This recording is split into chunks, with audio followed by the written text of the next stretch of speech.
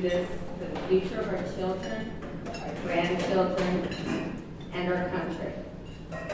I thought about, if not him, then who could take on this task and do it with the same morals and integrity that he had done with everything else in our lives.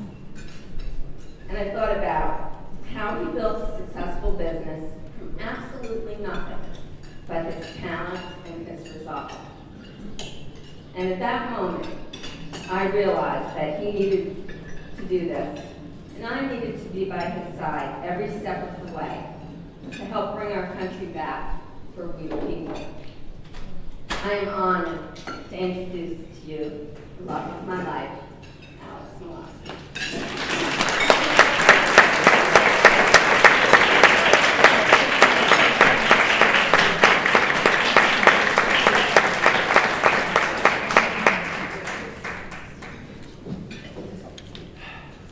I don't have to go around making any more speeches anymore, so I'm excited. Thank you, sweetie. And happy day after your birthday. My little Valentine. She didn't tell you that I had to work hard to convince her to marry me too, though. But that's another story I will save for another day. I'm very comfortable here. I look around, I recognize many faces here. Of course, my beautiful wife, my sister-in-law, Jan, another Roberta, Nancy, just at my table alone. So many of you I know already from the campaign trail, so many I already know from volunteering in my office. Your ex-president, Joan Lang, is our volunteer coordinator at the campaign, so.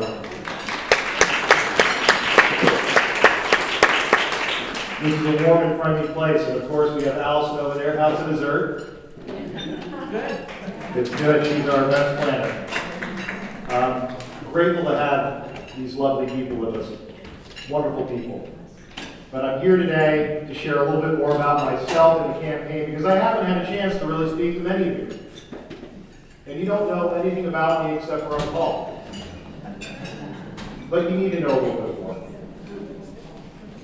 My wife mentioned my business, which I started over 20 years ago, with her help. Thank you, sweetie. We built it, and it was successful, but the federal government got in the way at one point, and aside from insulting me by saying that I did not build my business, it regulated me. I'm just a printer. I do printing. I make promotional products, like those buttons you see at your table. That's what I do. And they regulated me out of 20% of my earnings. That's federal government getting in the way of a free market, in my mind. I'm also a precinct committeeman.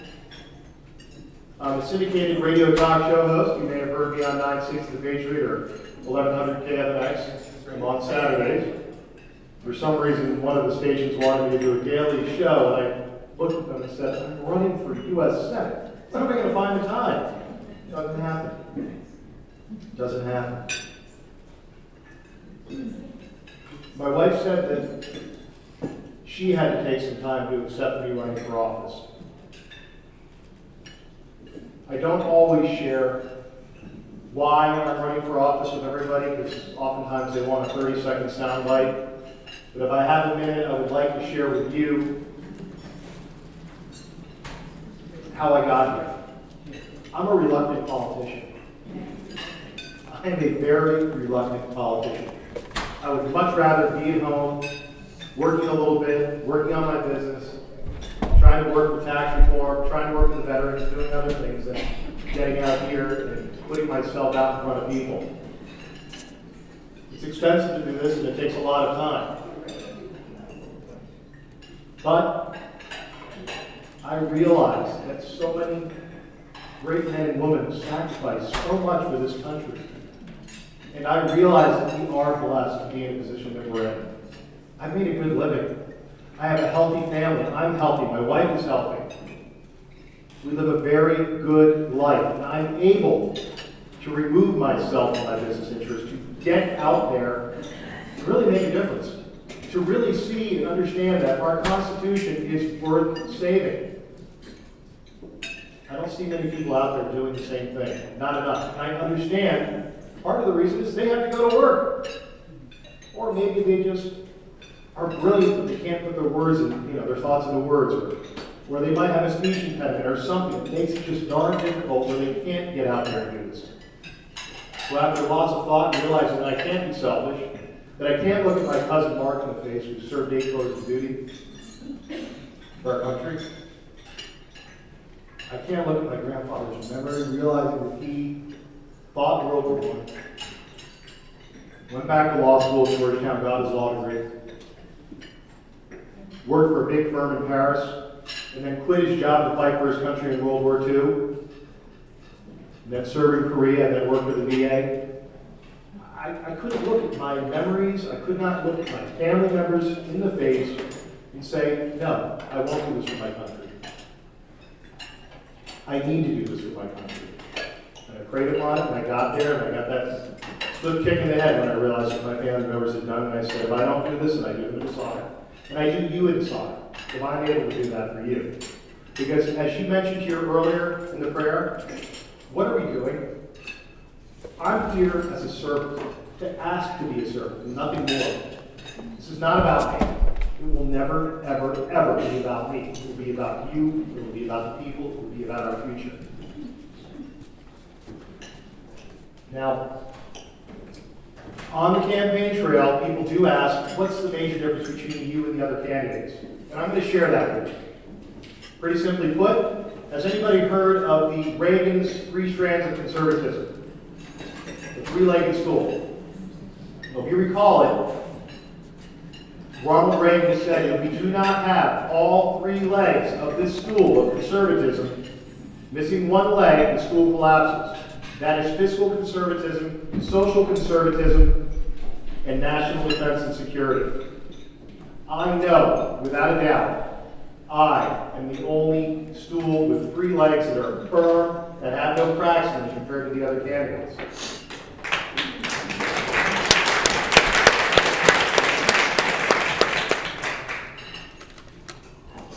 Fiscal conservatism, I'm the fair tax state director. That is the tax plan that shrinks the size of government more than any other tax plan out there. It is the only tax plan that reduces the federal deficit, makes Social Security and Medicare solvent, and also does not raise taxes on any single tax bracket. There's no other tax plan that does that. Now, John McCain, I think he's liked the fund and raised taxes plenty of times in my lifetime. I haven't been able to gauge his thoughts on the fair tax, but I know he's not a sponsor. The other candidates, I think they lean towards that, so I'm going to give them the benefit of the doubt. Social conservatism. All I know is that I was the only candidate who was at the Walk for Life about 3 weeks ago down at our state capitol. That was sad to me. I wasn't making a big to-do about that. I was just going down there because it needed to be said that I was going to speak for those that had no voice. And I'm willing to do that, and I will do that. But I was kind of embarrassed that none of the other candidates were down there. Not happy about that. And I'm also wondering why John McCain has not brought up that potentially the people in Planned Parenthood should be put up on Senate hearings. Think about this. It is a federal offense to harvest dead body parts. I think you draw the correlation there. Now I'll move on. The last piece, national defense and security. John McCain, and I'm not sure if you're all aware of this, everybody says he's brilliant on foreign policy, right? Well, he's helped to create the mess in the Middle East. People say that he sides with Israel because he funds the Iron Dome. Well, of course you fund the Iron Dome. That's our technology, and it also just makes sense. But he also helped create the Muslim Brotherhood by propping up Morsi. And at the same time, does everybody remember when al-Sisi stood up, the president of Egypt, and said we must face Islamic State terrorism in the face? You remember when he said it? We're like, whoa, that's amazing.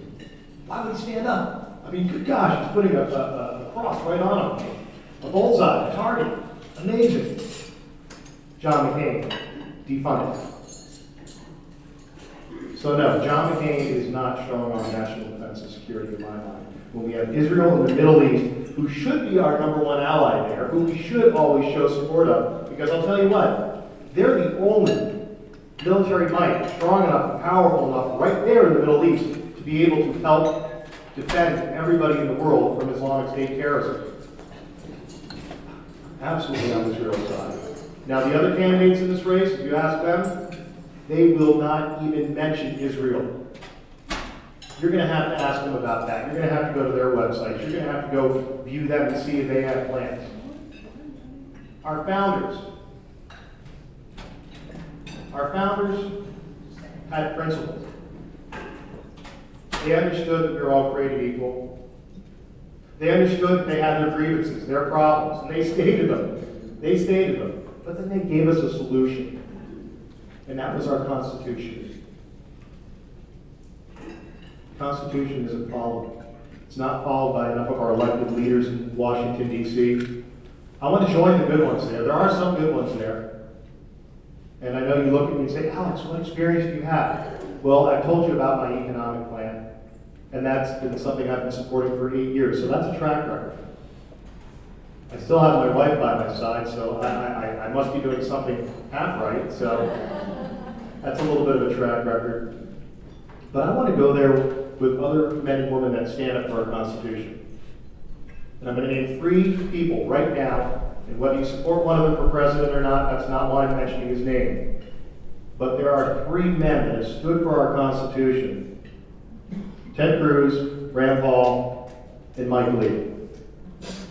What I'm impressed about them is they have stood for our Constitution more than others. But one thing I'd like to make note to you, all 3 of them are currently serving in their first ever elected political position.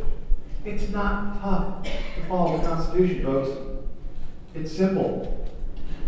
I have lots of plans. I want to discuss them in a moment. One very quick one that I want to talk to you about just for a moment before I take questions is my contract. My contract with the veterans and their families. Is anybody here a veteran or a family member of a veteran? Would you please raise your hand?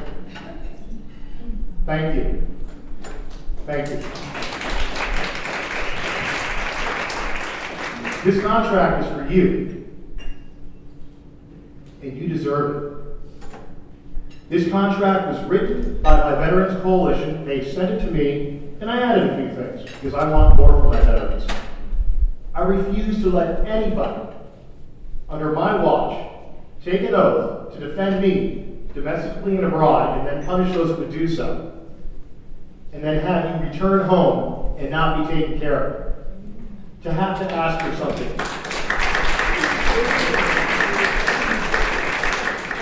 These brave men and women should not have to return after their tours of duty, after serving our nation, after putting themselves as our first line of defense, and have to ever ask for anything. It's my duty, it's my responsibility. Brad, I know, has some contracts, he's in the back there, but we have some out at the front table. We have boxes of them. I would love you to take some and share with your family, your friends today, to have one for yourself. But this contract, it's not simple. It goes deep. And it's the only contract that I've made a pledge to fight until I take my last breath. And you have my word on that. You have my word on anything that I say I will fight for. I don't make empty promises. That's not how I was raised. That's not how my family has raised me. That's not how they've operated. So, I thank you for having me here today. God bless you all. Thank you so much. Thank you for coming.